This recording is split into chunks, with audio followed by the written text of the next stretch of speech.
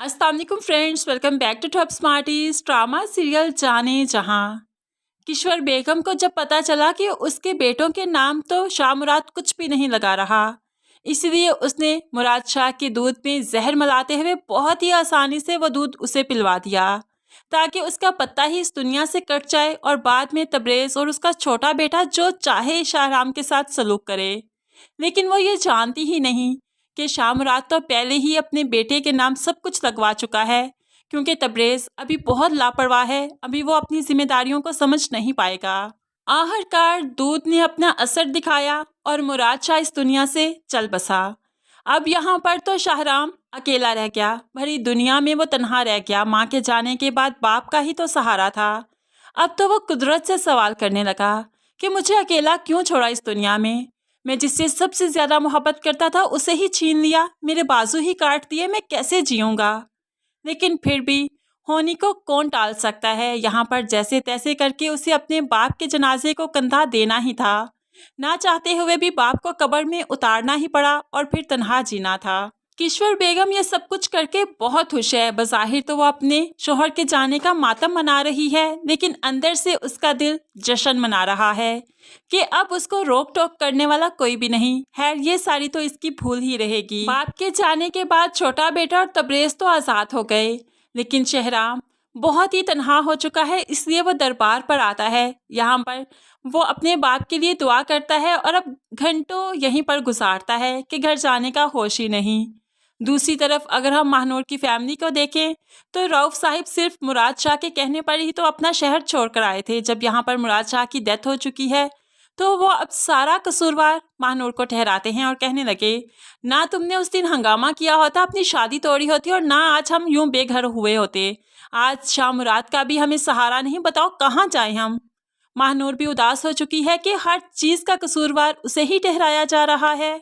ऐसे में महानूर भी दरबार का रुख करती है ताकि वहां पर अपनी अर्जी पेश कर सकूं और नेक बुजुर्गों के वसीले से अपने खुदा से दुआ मांग सकूं, मदद मांग सकूं। ऐसे में शहराम भी वहीं पर मौजूद था और महानूर भी, जो कि दुआ मांग रही थी। अब शहराम दियों के पास बैठा था जो कि जल रहे थे। शहराम को जिसे अपना होश ही नहीं, अचानक से दियों की आग उसकी चादर में लगी कि चादर जलने लगी। अचानक महानूर की नजर पड़ी, जल्दी से उठकर शहराम के कंधों से चादर को खींचते हुए उतारा और पीछे फेंक दिया। शहराम उसे देखकर हैरान रह गया कि ये यहाँ क्या कर रही है।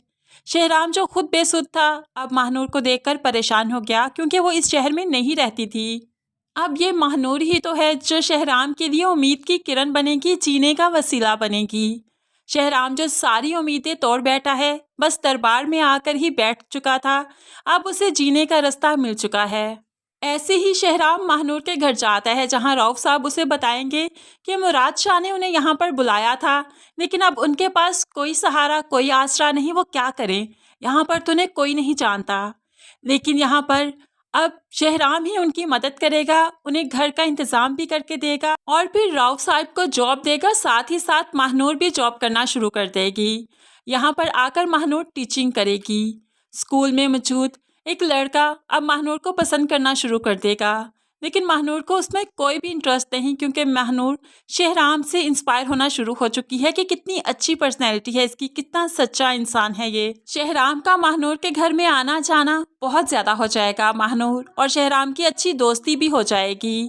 अब जाकर शहराम को पता चलेगा कि महानूर को दिए जलाने का बहुत शौक है, उसे भी दियों की रोशनी अच्छी लगने लगेगी। और महानूर को वही लाइफ पार्टनर ही तो चाहिए था कि जो अंधेरे में जलते हुए दिए की रोशनी की अहमियत को समझ सके, और शहराम वही इंसान है। लेकिन जब किश्वर बेगम को पता चलेगा कि शहराम किसी लड़की में इंटरेस्ट लेना शुरू हो चुका है और सारी फैक्ट्रीज अभी तक शहराम के नाम है, तो वो अब अपनी किसी जानने वाली को शहराम की ज़िंदगी में शामिल करने की कोशिश करेगी ताकि दोनों की शादी हो जाए और इस तरह से फैक्ट्रीज हथियाना उसके लिए आसान हो जाए। लेकिन ये सब कुछ करना इतना आसान नहीं। किश्वर बेगम को लगता है कि उसका हर प्लान हर वक्त असर करेगा, लेकिन यहाँ पर शहराम तो पहले ही दिल दे चुका है, किसी और के लिए उसके दिल में कोई जगह नहीं। आगे चलकर हमें शहराम और महानूर की शादी होती हुई ही नजर आएगी, ना कि किसी और लड़की के साथ शहराम की शादी होगी। फ्रेंड्स, अगर आपको आने वाली इस एपिसोड का छोटा सा रिव्यू पसंद आया तो ज़रूर कमेंट्स में बताइएगा। वीडियो अच्छी लगी लाइक और शेयर ज़रूर कीजिएगा। मज़ीद वीडियोस के लिए चैनल को सब्सक्राइब करके साथ बेल नोटिफिकेशन ज़रूर प्रेस कीजिए ताकि आने वाली हर वीडियो बहुत आसानी से देख सकें। अल्लाह हाफिज़।